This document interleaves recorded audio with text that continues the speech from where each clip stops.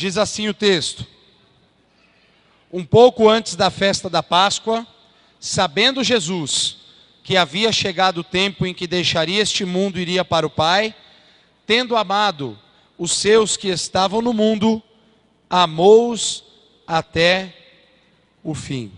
Nós estamos hoje celebrando a Páscoa.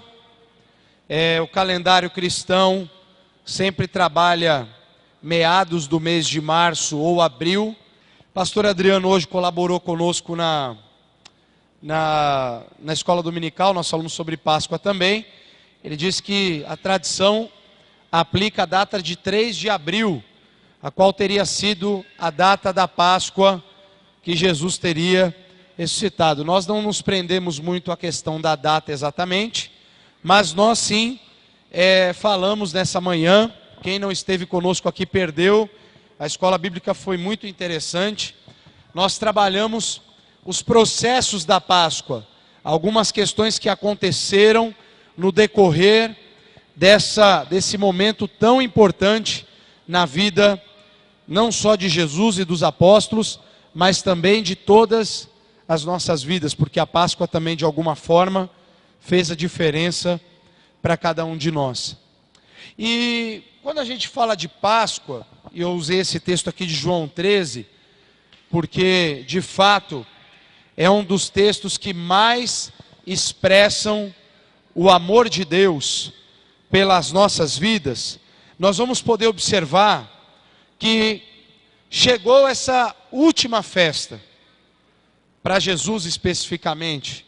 Os apóstolos, eles celebraram outras Páscoas. Nós celebramos a Páscoa aqui anualmente, nas nossas famílias, como Igreja de Cristo. Ele, como judeu, como pertencente a uma família judaica, ele participou por muitas Páscoas, como criança, depois como adolescente, jovem, e aí já na fase adulta, até quando ele chega, vamos dizer assim, nessa Páscoa crucial para a sua vida, porque era onde ele teria que demonstrar maior amor por toda a humanidade. E naquela mesa, como nós falamos pela manhã, haviam várias situações. Haviam pessoas que realmente o amavam, havia um traidor, haviam pessoas que o abandonariam no momento da grande perseguição, havia uma mescla de sentimentos entre os apóstolos, de uns que se sentiam maiores do que os outros. Então a grande verdade é que Jesus estava envolto de pessoas que na verdade não sabiam o que queriam verdadeiramente. Elas estavam ainda tentando entender quem era Jesus de fato e o que Jesus estaria para fazer nas suas vidas. O tema da reflexão dessa noite é: tempos melhores virão. E por que eu estou propondo esse tema? Porque na realidade, a palavra Páscoa, ela tem um sentido muito interessante, muito importante para nós. A palavra Páscoa, no original, se chama Pessah, que significa passagem. E a primeira Páscoa, ela aconteceu lá com o povo de Israel, quando Deus levantou Moisés para libertar o povo do Egito. Então a primeira Páscoa é celebrada quando a última praga abate o Egito com a morte dos primogênitos. Naquele ínterim, a primeira Páscoa estava sendo celebrada. Então as famílias se uniram para comer a Páscoa, e eles deveriam estar prontos, preparados, cingidos com as suas roupas, porque a qualquer momento Deus daria ordem a Moisés para que o povo partisse em marcha à terra prometida. E o povo de Israel, e aqui eu já quero falar em primeiro momento aqui para falar desses tempos melhores, houve um período de escravidão do povo de Israel. E nesse primeiro momento, nós vemos que não estava sendo um tempo legal.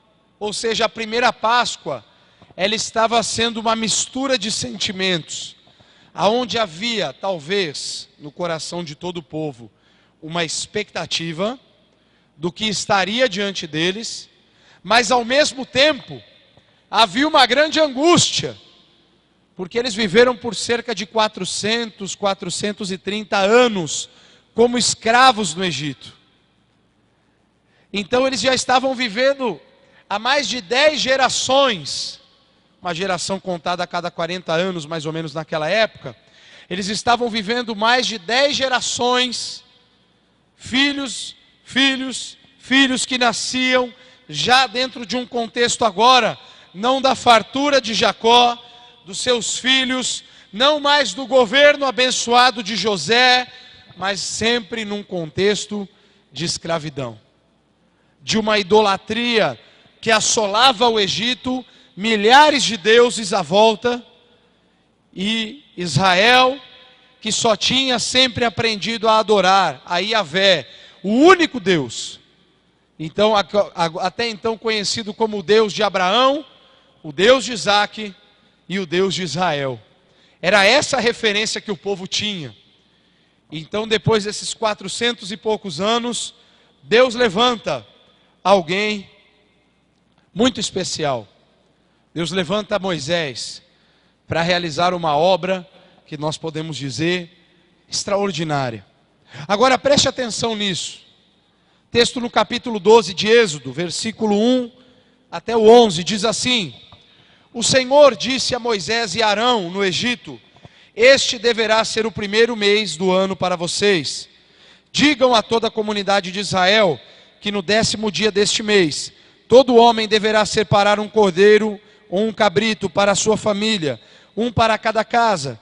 Se uma família for pequena demais para um animal inteiro, deve dividi-lo com o seu vizinho mais próximo, conforme o número de pessoas e conforme o que cada um puder comer. O animal escolhido será macho de 1 ano, sem defeito, e pode ser cordeiro ou cabrito. Guardem-no até o 14º dia do mês, quando toda a comunidade de Israel irá sacrificá-lo. Ao pôr do sol, passem então um pouco de sangue nas laterais e nas vigas superiores das portas das casas nas quais vocês comerão o animal. Naquela mesma noite, comerão a carne assada no fogo, juntamente com ervas amargas e pão sem fermento. Não comam a carne crua, nem cozida em água, mas assada no fogo, cabeça, pernas e vísceras. Não deixem sobrar nada até pela manhã. Caso isso aconteça, queimam o que restar. Ao comerem, estejam prontos para sair. Cinto no lugar, sandálias nos pés, cajado na mão. Comam apressadamente. Esta é a Páscoa do Senhor. Quando eu digo que era uma mistura de sentimentos, porque eu fico imaginando a situação, mesma coisa que talvez você estivesse prisioneiro num lugar por 10 anos, e aí alguém chega para você e diz: ó, hoje à noite você vai ser liberto. Vão vir libertar você, mas você vai ter que correr. Você vai ter que se preparar para uma jornada. Teu caminho vai ser longo, porque a prisão é distanciada, ou esse cárcere que te prender é muito, muito distante de tudo.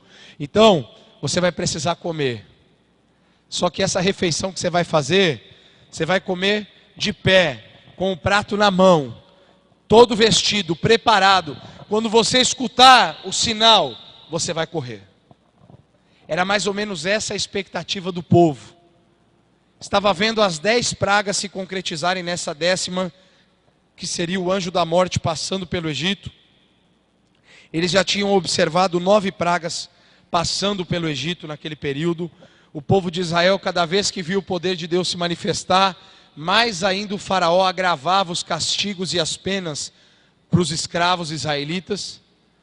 Eles já estavam pela 10ª vez vivendo ou convivendo com uma possibilidade.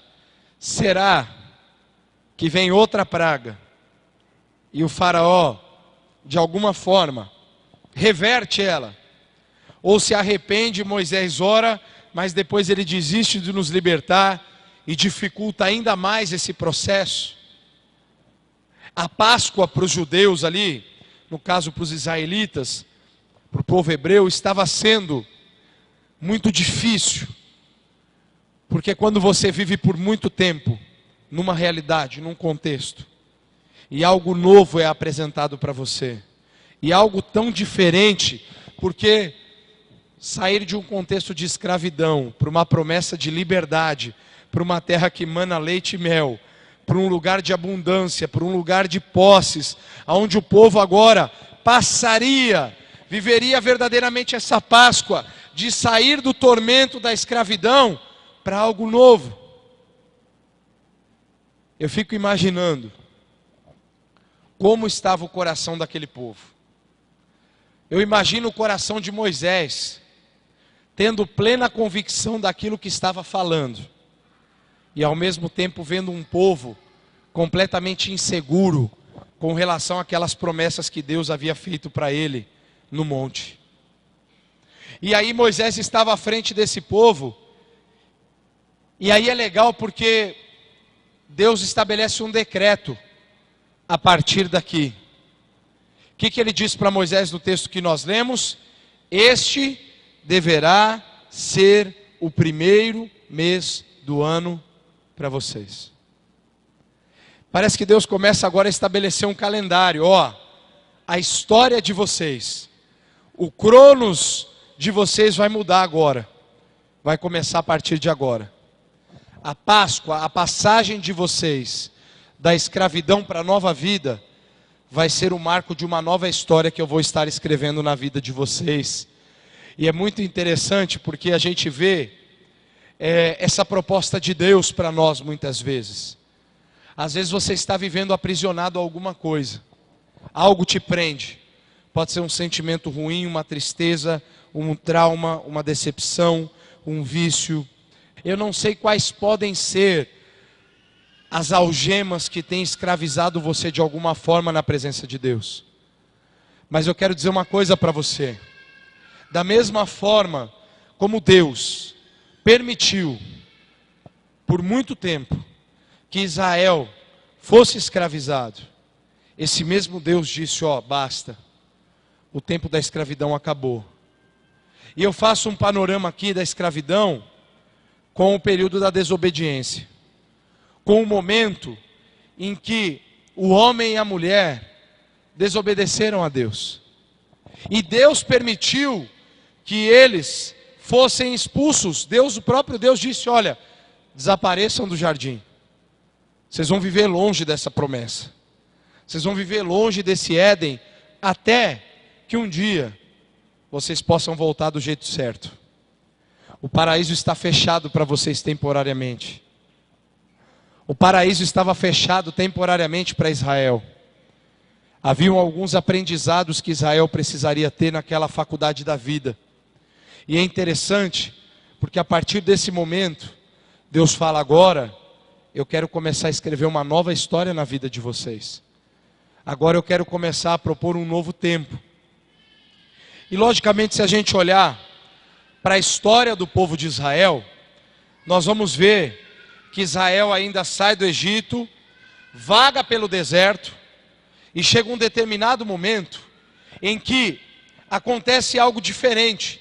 Depois de muitos anos, como a gente está na leitura agora nesses dias, depois de muitos anos, nós percebemos o povo de Israel começando a tomar posses através da liderança de Josué. Isso já passou lá atrás. Começa a tomar posse de muitas cidades, de muitas terras. Aí vem o período dos juízes. Aí chega o profeta Samuel. E aí depois agora do profeta Samuel, nós vemos um segundo momento interessante na história, onde o primeiro rei é levantado. E nós falamos um pouco até sobre isso hoje com alguns irmãos ali atrás. O primeiro rei de Israel é levantado, Saul. A contragosto de Deus, o povo pede um rei. Deus fala, vocês querem um rei? Eu deveria ser o rei de vocês. Mas se vocês querem um rei, vocês vão ter um rei. Então Deus manda Samuel separar Saul para reinar sobre aquele povo. E aí a gente vê todas aquelas conquistas, algumas até cresceram. Os reis foram passando. Nós vemos então na época de Salomão, um grande império sendo construído. E os outros reis que sucederam Salomão depois, foram destruindo completamente o império, até que na época do profeta Jeremias, do rei Zedequias, nós vemos então a destruição realizada pela Babilônia no povo de Israel. E aí toda aquela terra, que era para ser uma terra de promessa, uma terra de conquista, agora o povo todo perde o direito àquela terra e é levado cativo para a Babilônia. Mais um período agora, quase 2 gerações, 70 anos de cativeiro. Quase 2 gerações passam até que o povo então começa a ter uma nova chance para voltar. Então, pastor, o que isso tudo tem a ver com Páscoa?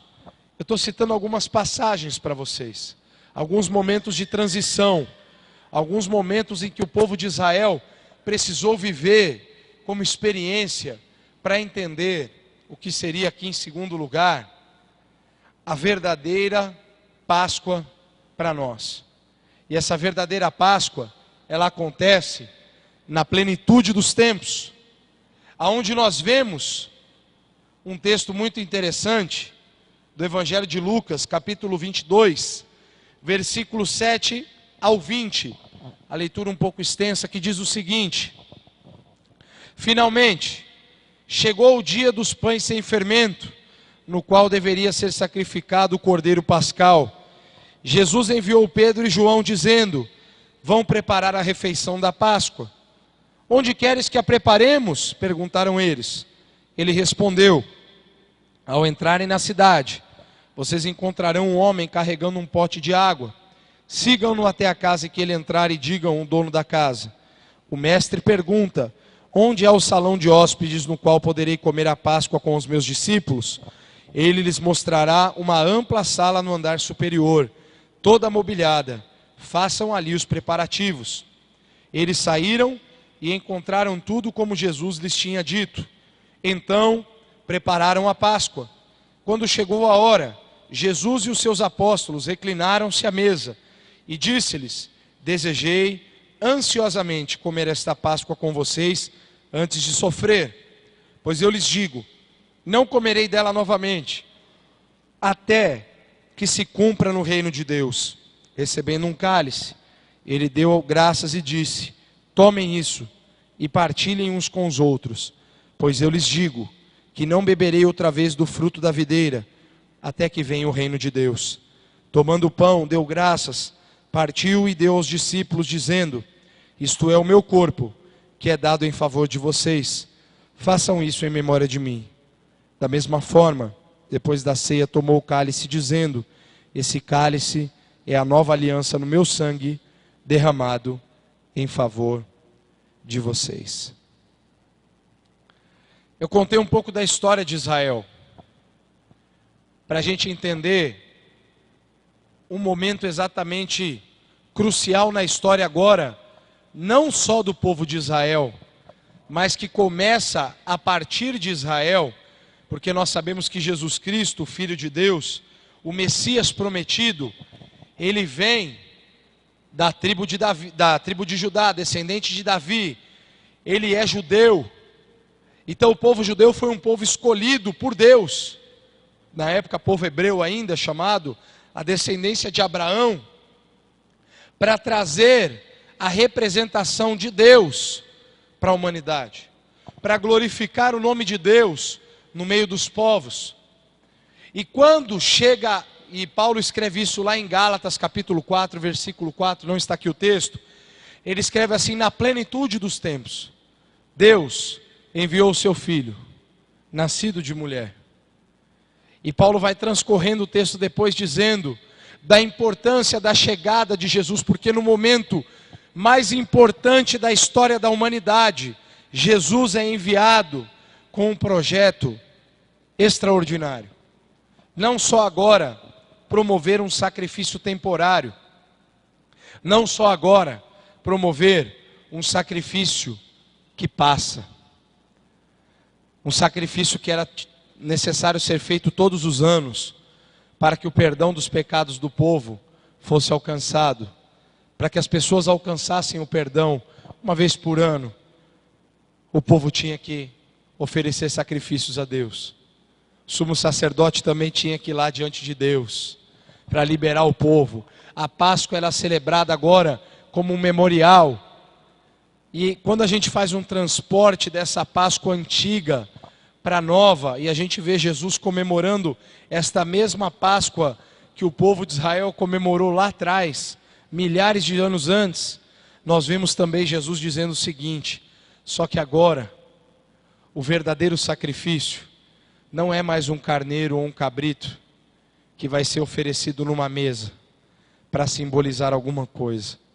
Agora, o sacrifício serei eu. Agora o pão que vocês vão comer vai representar o meu corpo que vai ser entregue na cruz por vocês. O cálice que vocês vão beber vai representar o meu sangue que vai ser derramado naquela cruz, para vocês fazerem memória daquilo que eu fiz por vocês, do amor que eu estou demonstrando por cada um de vocês. Aí você diz assim: pastor, a gente já sabe disso. Eu queria fazer uma pergunta para você. Você não precisa me responder.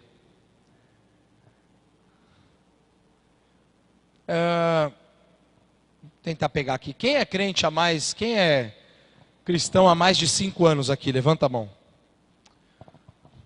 Em todas as ceias que você celebrou, em todas elas você conseguiu ter essa compreensão do que Jesus fez por você verdadeiramente? Ou era o dia de comer o pão e tomar o suco de uva? Ou era o dia, deixa eu pedir perdão lá pro fulano lá, que eu não posso comer o pão lá em pecado. Igual o cara, né? Deu uma surra na mulher e foi para a igreja. Chegou na igreja, na porta da igreja ele falou dentro do carro para a mulher: mulher, você tem que me perdoar, porque hoje tem ceia. Porque senão você vai comer o pão e beber o cálice em condenação. E aí é você e Deus, hein? E eu fiquei imaginando aquela mulher, como que ela não se sentiu. Ela falou: legal, você me bate, e ai de mim se eu não perdoar você. E claro, nós devemos perdoar, seja aquilo que for. Mas eu estou usando um exemplo bem esdrúxulo aqui, para a gente pensar muitas vezes. Nós criamos um conceito, nós mistificamos algo que deve ser um memorial. A ceia, ela não deve ser mística, porque o pão não é o corpo de Jesus, ele representa, ele simboliza. O cálice, ele não é o sangue de Jesus, ele representa, ele simboliza o sangue de Jesus que foi derramado.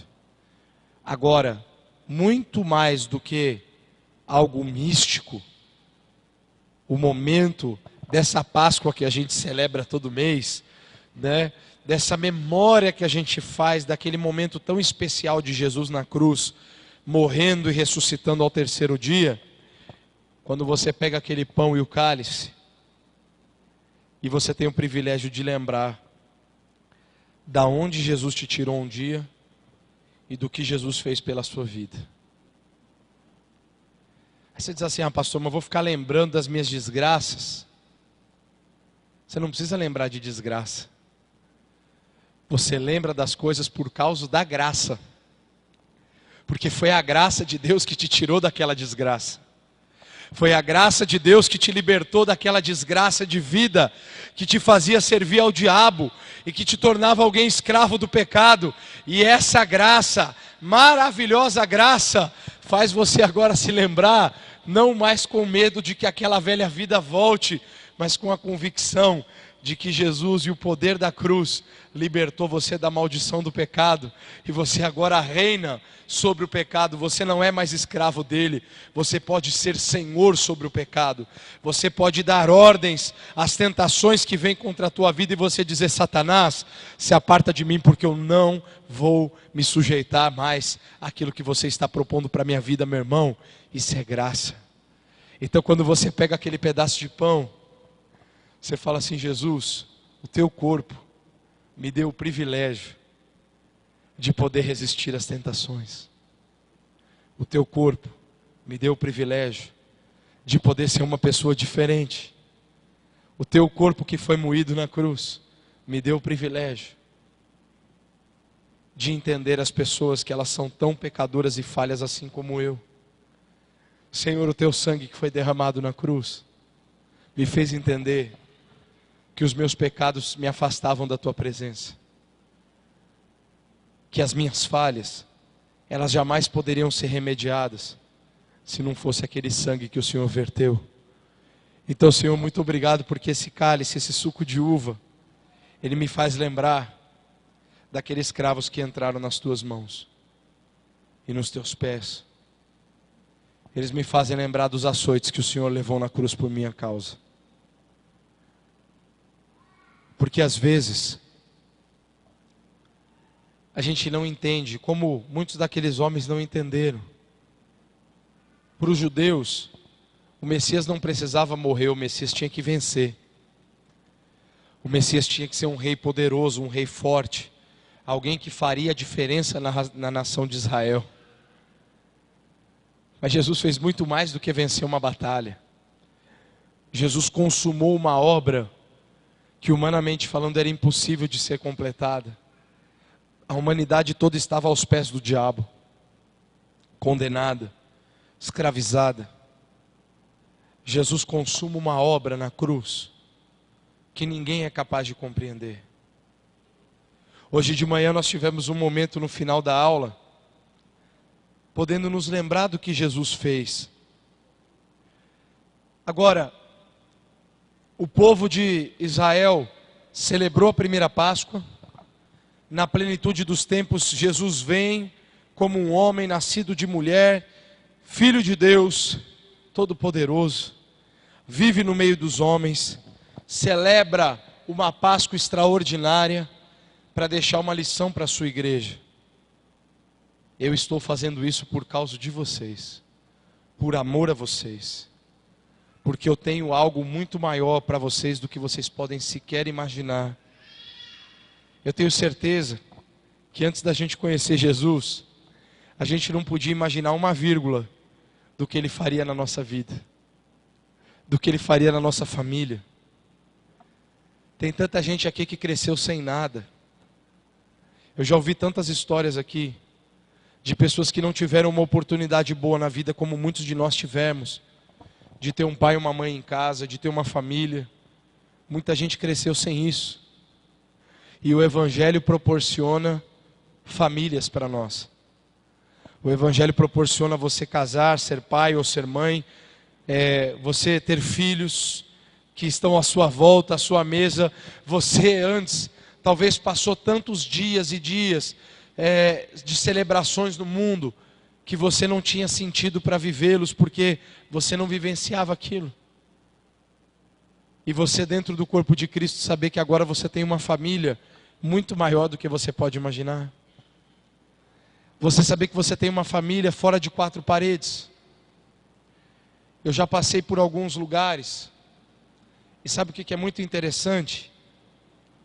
Você saber que você tem famílias que continuam sendo a sua extensão de família, não por causa do que você é simplesmente, mas por causa do amor de Deus que uniu você e essas pessoas. O Esteve e a Júlia vieram lá de Erechim, lá do Rio Grande do Sul. Pastor Cléo foi pastor deles. Pastor Cléo é o diretor do nosso seminário. No meio do ano, Pastor Cléo está de mudança. Mas o Pastor Cléo nunca vai deixar de ser uma pessoa extremamente especial na vida deles, porque eles são família. Porque Cristo une pessoas com laços de um corpo que se estende além de fronteiras. Eu tenho familiares fora do país. Eu tenho irmãos no Paraguai, que se eu ligar hoje para eles e falar, eu preciso de ajuda, amanhã,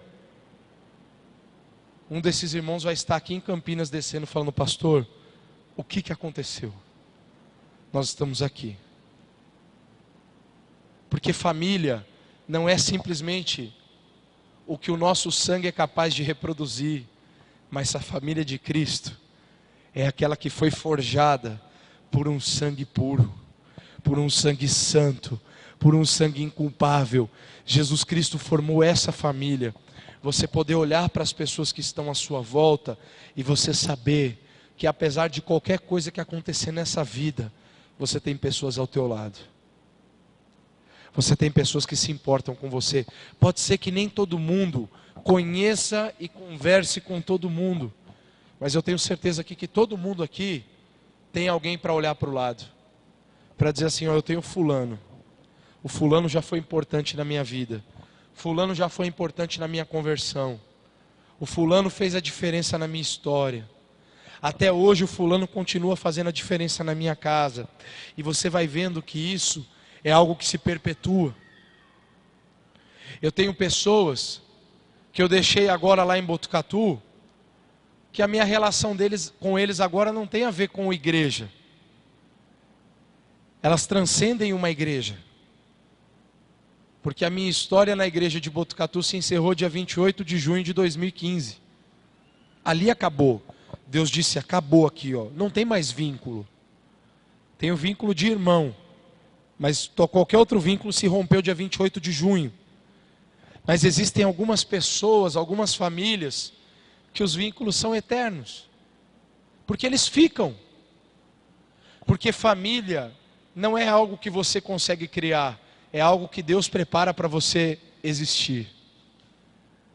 É algo que Deus te dá. Isso transcende igreja, transcende pastor, transcende cidade, transcende país. E como é bom a gente ter esse senso.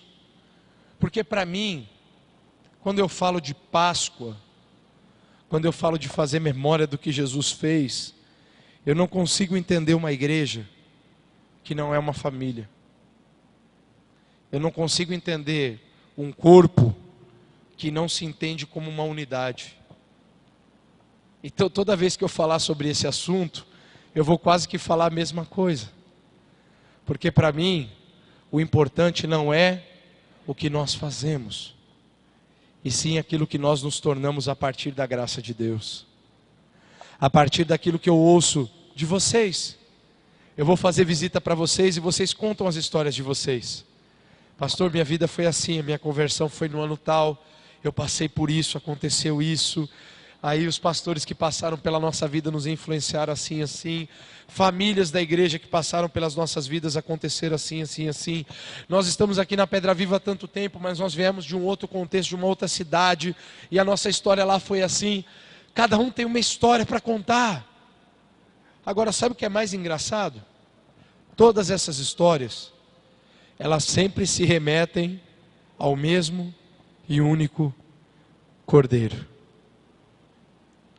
A Páscoa é celebrada ao mesmo Deus. Irmãos que vieram de outras cidades, irmãos que vieram de outros contextos de vida, a Páscoa é a mesma. Não é o ovo de chocolate, não é o coelho. Agora, se você não gostar de ovo, não tem problema, pode dar. Quem eram os candidatos hoje? Era Elisandra. Tinha mais um ou dois que falaram que podia mandar para eles o ovo. Ah, o Alex também falou que podia, né? Então, se você não comer ovo, se alguém te der, querido, ó, tem uns irmãos aqui que estão de braços abertos para receber. Não tem problema. Mas a Páscoa, ela não é isso. Ela não é um momento. A Páscoa é a vida. Porque se Jesus não tivesse ressuscitado, nós não teríamos nova vida.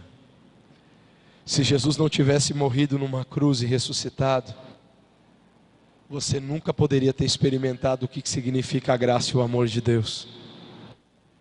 Para mim, não tem como eu, como filho de Deus, não estou falando como pastor, porque eu me tornei pastor há quase 12 anos atrás, mas eu me tornei filho de Deus antes disso.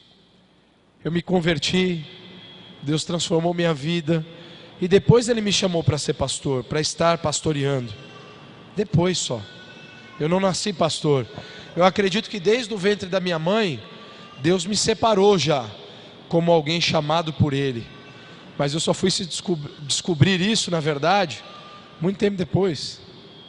18 anos depois, que eu fui descobrir que Deus tinha um propósito para a minha vida. Agora, para mim, o que mais me emociona é eu tentar lembrar, e de verdade eu falo para vocês, para mim é muito vago. Eu me lembro de algumas experiências que eu vivi lá atrás, mas o único sentimento que eu tenho é sempre o mesmo. Deus, obrigado, porque o que o Senhor fez pela minha vida não tem preço. Às vezes a gente reclama de tanta coisa na vida. Eu só tenho um remédio para você conseguir curar qualquer coisa que esteja incomodando o teu coração. É você lembrar de onde um dia Jesus tirou você. A vida está ruim. Teve um período da nossa vida que às vezes tem gente que reclama, né? Tudo difícil, a gente não tem quase nada para comer. Nós tínhamos o que comer. Mas o bom brasileiro gosta de bastante mistura, né? Teve um período da nossa vida que a gente comeu sem brincar quase 1 mês, 2 meses de frango. E era frango, e a Cibele adora frango, né, Si? Então você imagina assim, só tinha frango em casa. Era o que tinha.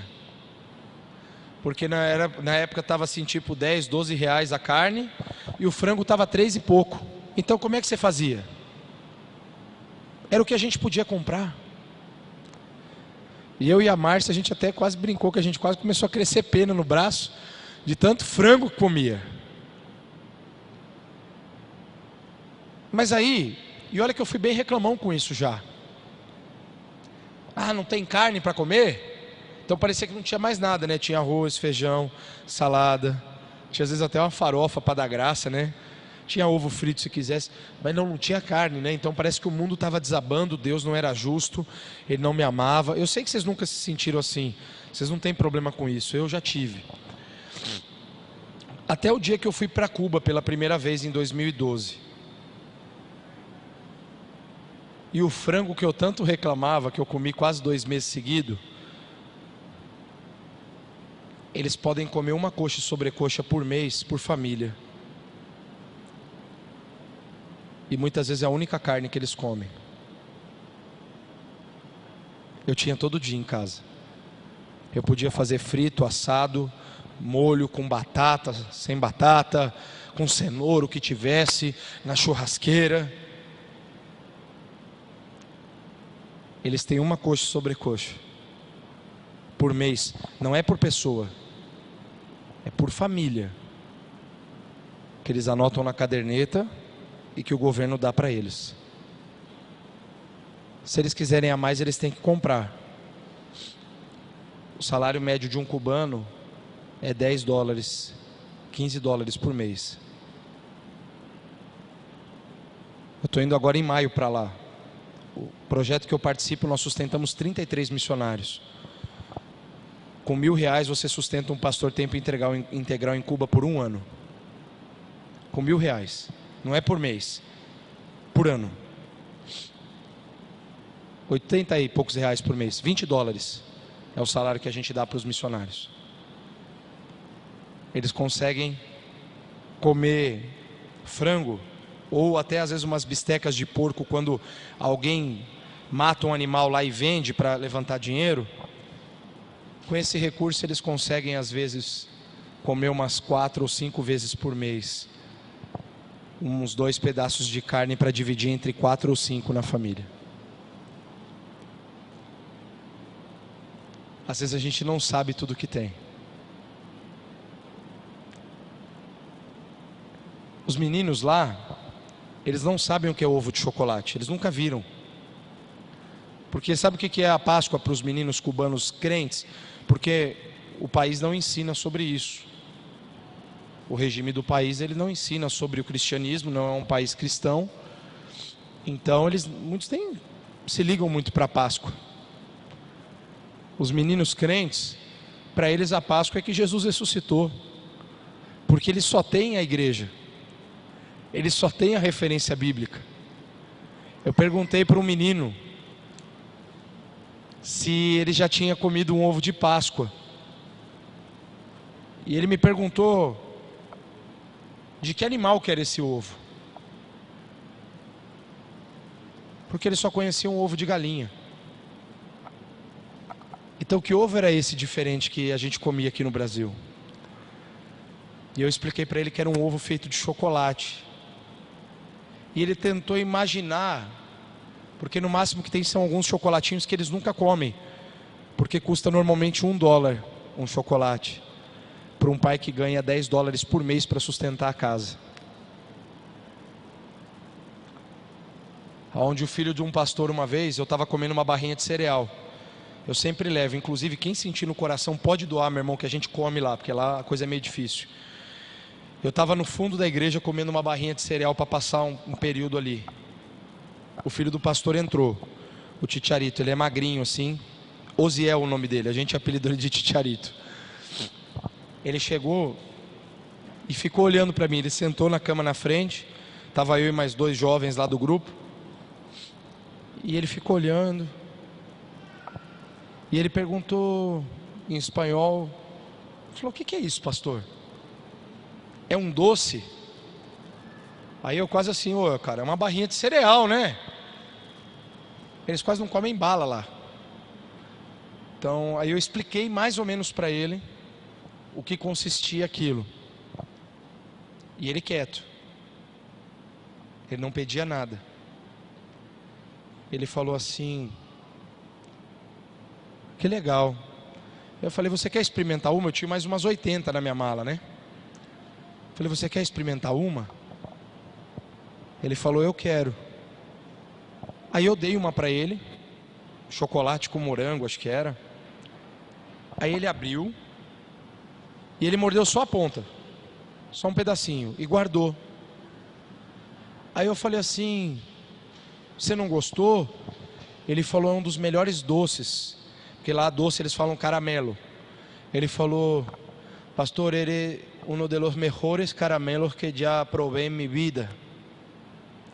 E aquelas barrinhas de cereal é ruim para burro, né? Era light ainda para ajudar. Aí eu falei: por que você não vai comer mais? Ele falou: porque a hora que eu chegar em casa, eu quero dar para o meu pai, para minha mãe e para os meus irmãos, para eles experimentarem lá em casa, porque eles também nunca comeram. Eu estou falando isso para você, não é só por causa de Cuba em maio, eu vou falar mais em abril sobre isso, mas é para falar para você que às vezes você tem tanta coisa boa na sua vida e você está reclamando de barriga cheia, você está sendo ingrato, está murmurando com Deus por coisa que você não tem, e você tem para comer, você não passa fome, você tem banheiro para usar, você tem casa para morar,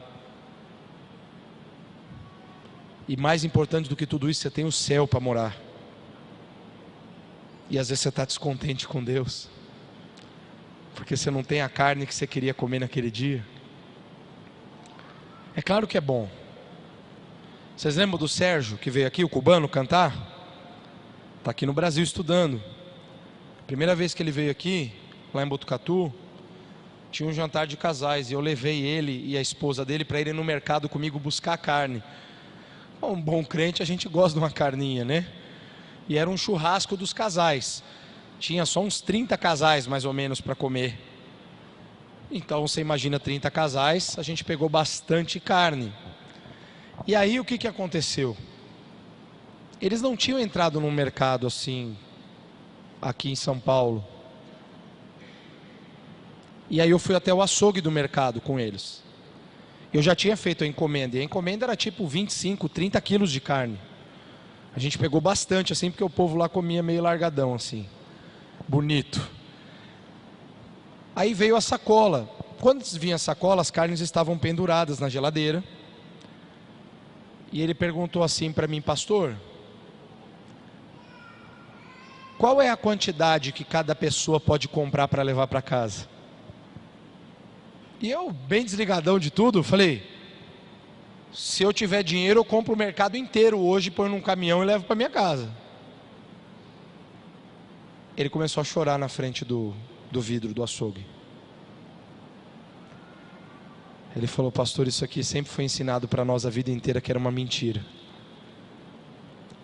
Pastor, as nossas famílias comem frango uma vez por mês ou 2 no máximo, porque eles dizem que a carne tem que ser limitada, porque não faz bem.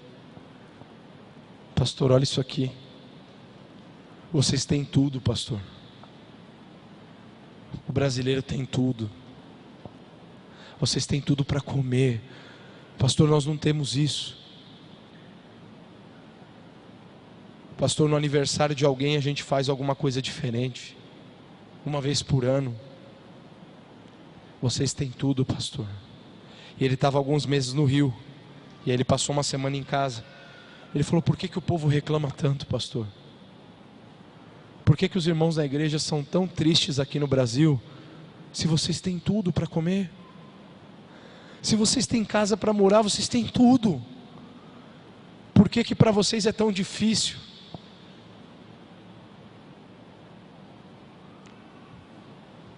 E eu não soube dar a resposta para ele.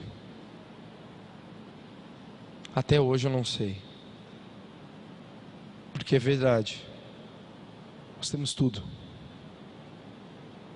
Você pode não ter 1 milhão na sua conta, mas volta e meia você tem dinheiro se você quiser ir agora, ou daqui a uma semana você quiser ir no mercado, e você comprar o que você tem vontade para fazer na tua casa.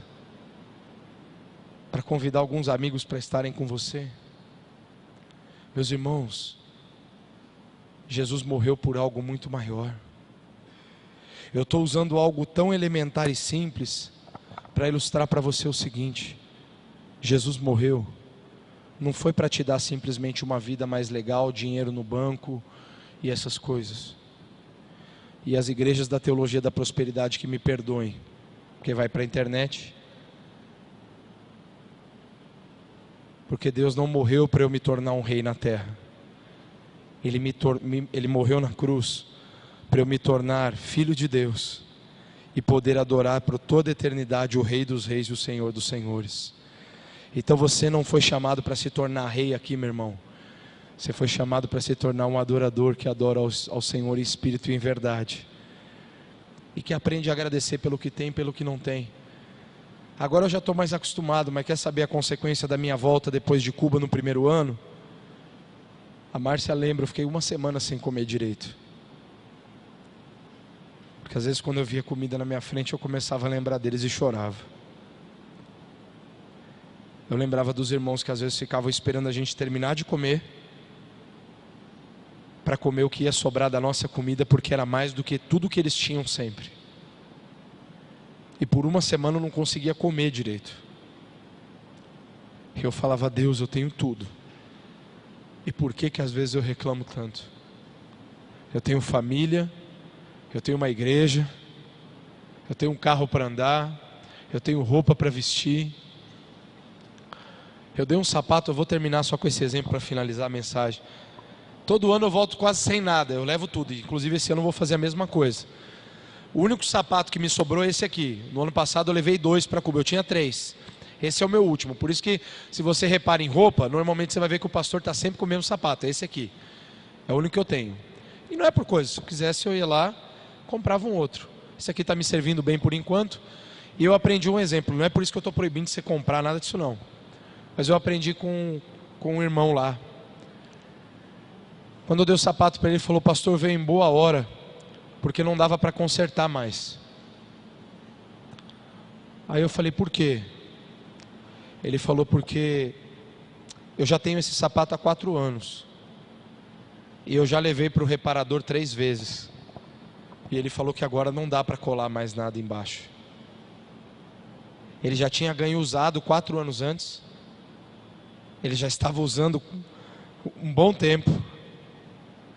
Já tinha levado no sapateiro ali deles para ir colando alguns pedaços de tecido, de qualquer coisa ali para suportar o calor. E aí ele falou que agora não estava dando mais. E aí quando ele mostrou, aí só tinha um buraco embaixo assim. E era a melhor roupa dele para ele ir adorar o Senhor. Era o que ele tinha de melhor. Eu chorei um dia. Isso eu preciso contar para vocês. Porque eu vi alguns irmãos super bem vestidos lá nos cultos. E as irmãs todas bem vestidas, assim, até emperequetadas e tal. A gente ria. Eu olhava assim. Falava, nossa, né, mas... Por que tanto? Aí eu conversei com o Sérgio, ele estava morando lá na época. Falei, Sérgio,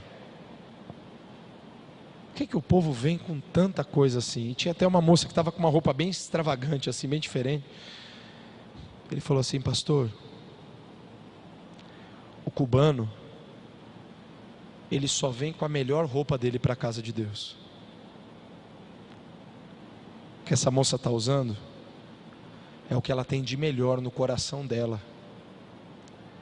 E ela se veste da melhor forma para se apresentar diante de Deus.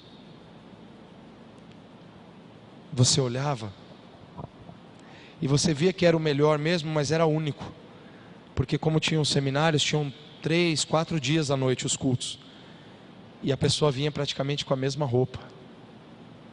Mas era o melhor dela. Meu irmão, tua vida não está ruim não. Tua vida não está ruim. Eu garanto para você que não está. Porque o melhor de Deus já aconteceu. Ela só está muito ruim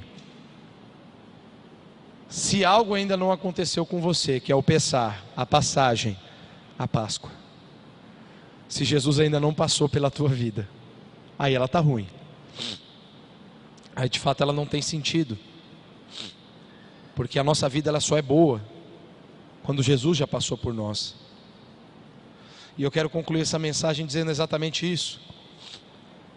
No dia chamado hoje, que já pode ter sido há 15 anos atrás para você, 20, 30, 10, 5, 1. Eu não sei quando foi esse dia para você. Quando foi o dia que a Páscoa aconteceu de forma extraordinária no teu coração. Em que você descobriu que um dia Jesus Cristo veio a esse mundo para morrer pelos meus e pelos seus pecados e ressuscitou ao terceiro dia para nos dar vida eterna. Agora, se essa Páscoa ainda não aconteceu com você, tem 2 textos que eu gostaria de ler para você, que eu citei até na escola bíblica hoje de manhã como referência. Isaías capítulo 55, versículo 6 diz: busquem o Senhor enquanto se pode achá-lo, clamem por Ele enquanto está perto. E sabe por que você tem que clamar a Deus enquanto Deus está perto? Sabe o que significa Deus estar perto? Próximo texto, Salmos 115, 17, que diz o seguinte: os mortos não louvam o Senhor, tampouco nenhum dos que descem ao silêncio. Tem uma outra tradução que vai dizer que na morte não existem obras. Depois que você morreu, meu irmão, você não altera mais nada do teu destino eterno. As chances que você tem de acrescentar, de melhorar, de viver para o Senhor, é enquanto você está respirando. A gente pensa assim, deixa eu ficar bem velho, daí eu vou servir a Deus, não tiver mais nada para fazer, daí eu vou na igreja e tal. Quem garante para você que você vai viver até lá? Com 60 anos eu vou. Quem falou que você não morre nos 30? Não sei. Deus é o dono da vida, eu não conheço o dia da minha morte. Eu só sei que um dia ou eu morro ou Deus me arrebata. Das duas uma, eu tenho essa convicção já. Então para mim, as duas situações não são complicadas, porque se eu morrer, eu vou me encontrar com o Senhor no paraíso e vou aguardar o arrebatamento da igreja. Se eu estiver vivo, eu vou chegar antes que os mortos ainda, porque eu vou chegar depois ainda, né? Não tem jeito. Quem morreu chega antes, porque os mortos em Cristo ressuscitarão primeiro, e os que estiverem vivos se encontrarão com o Senhor nos ares. De qualquer forma, eu vou encontrar Jesus, não tem prejuízo. Vivo ou morto, se eu for crente, eu estou com Jesus. Ou eu estou com Ele aqui todos os dias da minha vida, ou eu já estou eternamente na presença dEle salvo, e com a certeza de que o melhor de Deus já aconteceu na minha vida. Só que só dá para você buscar o Senhor enquanto você está vivo. Para Jesus.